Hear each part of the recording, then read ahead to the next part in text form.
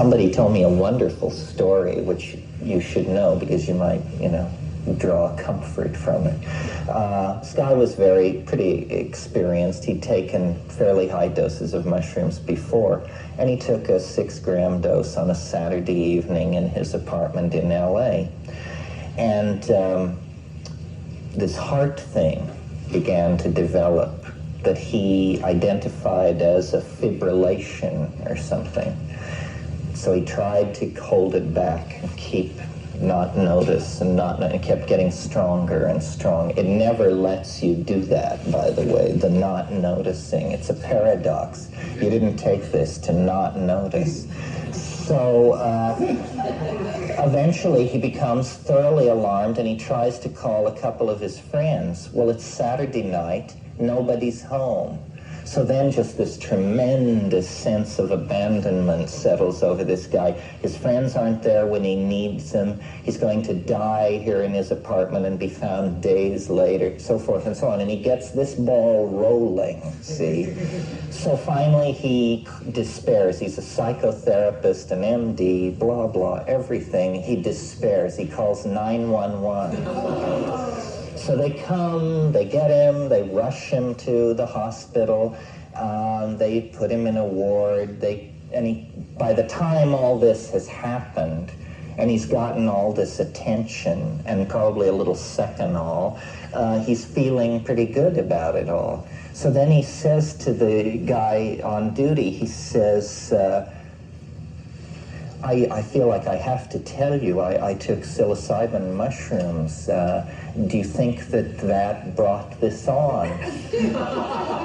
And the guy said, no, you had an anxiety attack. We get people with this all the time who don't know anything about psychedelic drugs. So, it isn't the drug you have to worry about, it's yourself. You have to discipline your hind brain. You have to be able to say, listen, shut up. We're going to come through this. Just shut up about it. Because it's saying, but don't you think we should call somebody?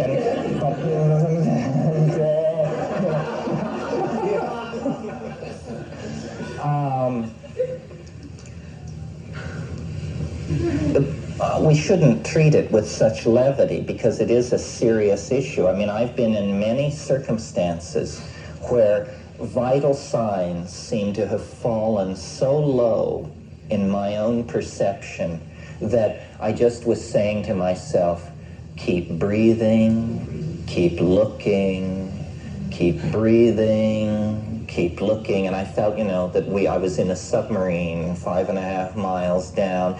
Easy does it through here.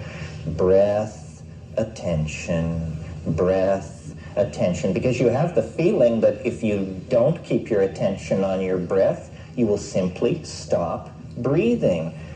Well, now, it's interesting. People who don't worry much about psychedelics, you tell them a story like that, and they say, well, isn't that the bit that you take these drugs and you think you're dying and then you get straight and then you don't die and then you're really happy? Isn't that what it's supposed to do? I thought that was what it was about. Well, in fact, if you go back into the literature, in the 1960s, the Tibetan Book of the Dead crowd was saying, you will be flung from hell to paradise and back again on about a 40-minute schedule for several hours. And they prepared themselves for these bad trip situations by anticipating it. And I don't really think there's that much to it. I think your mind is very fragile in that state. And, a bad thought quickly becomes a cascade. And you have to know how to stop these cascades. A very practical technique that I use is I take a hit of cannabis.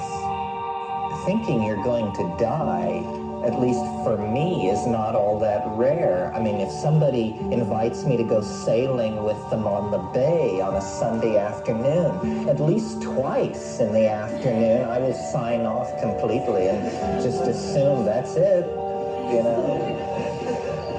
Maybe I'm a little paranoid, or maybe I have crazy friends.